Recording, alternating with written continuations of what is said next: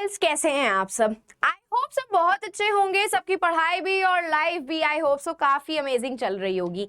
नहीं भी चल रही होगी, स्टिल उसे अमेजिंग सा बनाने के लिए, आपकी स्टडीज को अमेजिंग सा बनाने के लिए आज मैं आपके लिए ये सेशन लेकर के आई हूँ।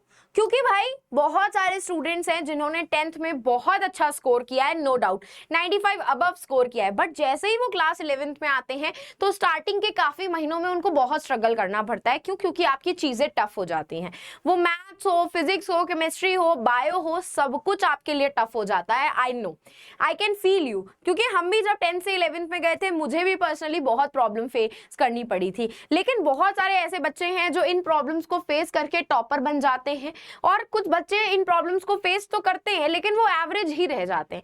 तो क्या ऐसे डिफरेंट स्ट्रैटेजीज हैं जो आपके टॉपर बच्चे यूज करते हैं अपने इसी क्लास 11th के स्ट्रगल को सरवाइव करने के लिए, अपने बैकलॉग्स को क्लियर करने के लिए, नीट में जेई के लिए धमाकेदार प्रिपरेशन करने के लिए? ध्यान से सुनना, ज्यादा टाइम नहीं लूंगी। सबसे पहली चीज, जेन्युइनली स्पीकिंग, ये चीज आपको हर एक टीचर बोलता होगा, बट उसके पीछे सबसे बड़ा रीजन यही रीजन है कि आपके पास सिर्फ कुछ बहुत सब्जेक्ट्स नहीं है पढ़ने के लिए, थोड़ा बहुत सिलेबस नहीं है कि 2-3 चैप्टर में आपका सिलेबस खत्म और कुछ बहुत क्वेश्चंस लगाए और आपकी चीजें खत्म। ऐसा नहीं है। ये बच्चे नहीं एनालाइज कर पाते हैं। उनको लगता है कि हम 3 महीने पहले पढ़ाई करके क्लास 11 क्लियर कर लेंगे, क्लास 12 क्लियर कर लेंगे, आईटी जेई नीट निकाल लेंगे। ये नहीं होता है बेटा। जितना सिलेबस आपके पास है ना, और जितना कंपटीशन आप लोग फेस करोगे इन सारे कॉम्पिटेटिव एग्जाम्स में और क्लास 11th में, आपको उसका अंदाजा नहीं होता है।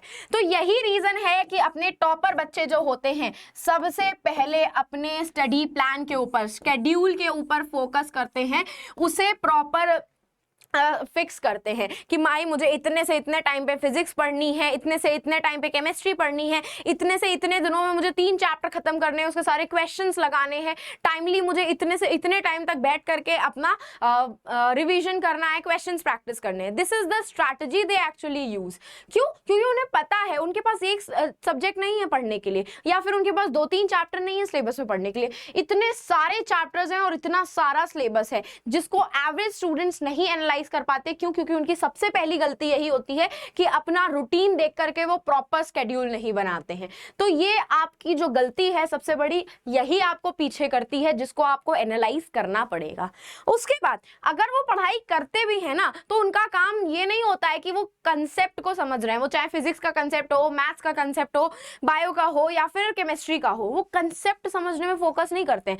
वो इस चीज पे फोकस करते हैं कि मैं इसे रट कैसे लूं, क्योंकि मुझे तो स्कूल का एग्जाम पास करना है, मुझे तो क्वेश्चंस लगाने। क्वेश्चंस आपसे इसीलिए सॉल्व नहीं होते हैं क्योंकि आपने कंसेप्ट को ठीक से समझा ही नहीं है। क्वेश्चन सिर्फ वही बच्चा सॉल्व कर पाता है जिसने उस पर्टिकुलर कंसेप्ट के बारे में हर एक डिटेल समझी है, अपने एजुकेटर को फॉलो किया है, हर एक चीज जो उसने बोली है उसको सुना है, समझा है और अप्लाई किया है। ये गलती आपसे होती है, तभी आप चीजें नहीं कर पा रहे हो, तभी आपको इतना स्ट्रगल फेस करना पड़ रहा है अपना सिलेबस कंप्लीट करने के लिए, अपने मिड टर्म्स की प्रिपरेशन के लिए। दूसरी चीज, उनको लगता है कि बस आज मैंने एक टॉपिक पढ़ लिया, उसके बाद मुझे रिवीजन करने की जरूरत नहीं पड़ेगी। यही क्या क्या सोचते हो? क्यों सोचते हो ऐसा? किसने कहा? तुम कोई वो चिट्टी चिट्टी रोबो हो कि तुमने बुक ऐसे ऐसे घुमाई और सब रिवाइज हो गया? नहीं होता है। ब्रेन की कैपेसिटी होती है सिर्फ और सिर्फ 30% रिटेन करने की। तो आपने जो टॉपिक मंडे पढ़ा है, अगर आप उसको वेंसडे या ट्यूसडे में रिवाइज नहीं करोगे, ब्रेन से वाइप आउट हो जाएंगी चीजें, सिर्फ और सिर्फ 30% आपके अंदर रिटेन रहेंगी। इसीलिए जो स्टूडेंट्स, बायो की स्पेसिफिकली बात करूं तो आपको चीजें इसीलिए नहीं याद होती हैं क्योंकि आप रेगुलर बेसिस पे उनको रिवाइज नहीं करते हो। रेगुलर बेसिस पे रिवाइज करोगे, रेगुलर बेसिस पे क्वेश्चंस प्रैक्टिस करोगे, मैं गारंटी बता रही हूँ चीजें आपको फिंगर टिप्स पे याद होंगी, क्वेश्चंस आपके फिंगर टिप्स पे सॉल्व हो जाएंगे, वो चाहे फिजिक्स के न्यूमेरिकल्स हो, मैथ्स के क्वेश्चंस हो या केमिस्ट्री के न्यूमेरिकल्स क्यों ना हो। यही चीज बहुत सारे स्टूडेंट्स मुझसे पूछते हैं मैम कैसे कोप अप करें, उनको भी मैं यही सजेशन देती हूँ जो मैं आपको दे रही हूँ।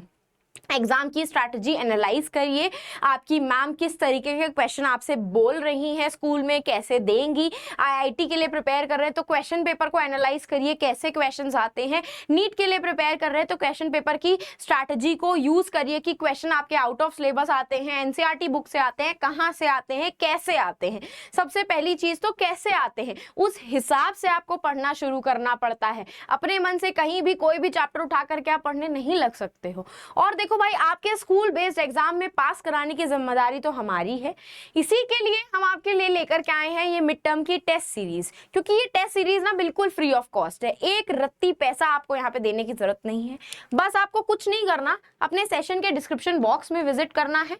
वहां पे आपको एक लिंक दिखेगा, download class 11 mid term free resources. इस लिंक पे क्लिक कर लीजिएगा और आपका रजिस्ट्रेशन ऐसा ही पेज ओपन होकर के आएगा, जहां पे आपको अपना ईमेल आईडी नहीं, जीमेल नहीं, अपना फोन नंबर एंटर करना है, ओटीपी आएगा उस पे वो एंटर करना है, आप लॉगिन हो जाएंगे। एक एक्सेल शीट ओपन होगी, वहां पे आपके मैथ्स के, फिजिक्स के, केमिस्ट्री के, बायो के सबके separate mock test paper available हैं, वो भी 5। कितने?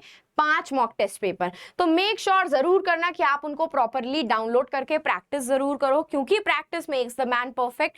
ये रीजन, ये जो एक कोट है, सिर्फ बोलने के लिए नहीं होता है। जेन्युइनली अगर आप रिवाइज करोगे प्रॉपरली और क्वेश्चंस प्रैक्टिस करोगे, तब आपको समझ में आएगा कि इस लाइन का मतलब एग्जैक्टली में स्टूडेंट्स के लिए होता क्या है। ठीक है, एंड बस इतनी सी मेरी रिक्वेस्ट थी, जो जो मिस्टेक्स आप कर रहे हो वो टॉपर बच्चे नहीं करते हैं, एनालाइज करते हैं, उनको एनालाइज करिए। और बस चैनल को जाते जाते सब्सक्राइब कर लीजिएगा और टेलीग्राम चैनल को ज्वाइन कर लीजिएगा, क्योंकि जब भी ऐसे अमेजिंग से सेशंस आएंगे आपको इसका अपडेट टेलीग्राम चैनल पे ही मिलेगा। और इन केस अगर आपको मुझे रीच आउट करना है तो आप मुझे पर्सनली रीच आउट कर सकते हैं इंस्टाग्राम पे, खुशबू_भाटिया मेरा इंस्टाग्राम का अकाउंट है। तो अब हम फिर मिलेंगे चलते चलते ऐसे ही नेक्स्ट अमेजिंग सेशन में। तो bye guys and take care.